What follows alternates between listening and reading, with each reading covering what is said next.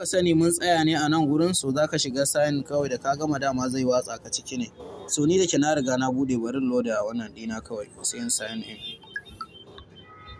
So kamar yadda kuke gani gashi nan yanzu na gama register gashi nan naira 3000 suka ajiye mu. Kasancewa naira 3000 ce in na je withdrawal ba za ta fita ba sai ta kai naira 4000. So yadda za a yi mutum ya rika samun kuɗin kullum. So yadda mutum zai rika samun kuɗi kullum a cikin wannan platform ya shigo ya musu mining din kuɗin shi zai ƙaru shine in kana son recharging ne misali za ka yi recharging da gashi nan recharging za ka yi recharging din naira gashi nan daga nawa ne fuel charge now limit charge fee. So kamar yadda ke gani idan mutum zai recharging ina so ne ya recharging na kuɗi shine zai shiga nan ya recharging da kuɗin shi.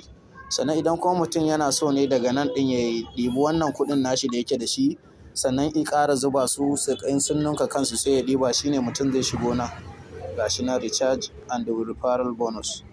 Da ka shigo misali ka shigo nan za ka gani gashi nan idan kawai mutum referral ma za ka samu wani abu gashi nan dai. So ga reward na nan reward din nan ga reward misali kun gani shine nan ainihin shine nan inda za ka gani misali in kayi wa wani ko wani waye ga kuma plan nan plan din wannan ina ka sa plan. So da ka shige shi gashi nan za ka gani nan ne za ka ɗauki wannan 3000 taka ka ɗora musu kullum za ka rika mining so ɗaya ne za ka samu 250. Idan ka sa 7,000 kullum za ka rika mining din 720. Idan ka sa naira 10,000 kullum za ka rika mining din 1,400 da naira 50. Kuma wannan platform legit ne mun yarda da shi sosai ana samu. So ni kamar yadda kuke gani bari in sa naira 3000 nan da nake da ita a ciki in subscribing ɗinta gashi nan subscribing have successful. So kamar yadda kuke gani na riga na subscribing din wannan naira da 3000. So na dawo kun ga balance ɗina ya zama 0. To yadda zan yi kullum in je rika mining ina samun wannan kuɗin. So shine nan kamar kuke gani ga ina transaction din naira 3000 na yi wannan ɗinta recharging ɗinta misali.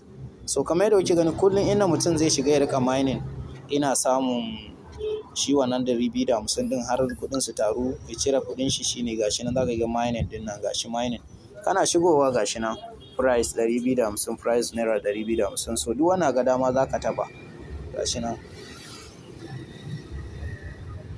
real mining din. So kun gani gashi nan na riga na yi mining dina na yau ko da na taba wannan bar ku gani kun gani ba zai yi ba. So dole so dai ake mining gashi nan kun gani 250 dina ya sauko cikin platform a cikin dashboard nawa na wannan platform. So kullum in ka shigo zaka samu 250 insha Allah. Wannan ba ma sai ka sa kuɗin ka ba kuma kana ganin zaka sa din ne ma zaka iya zuwa ka masa recharge gashi nan sai ka sa amount na abin da zaka yi gashi nan sun sama limit ne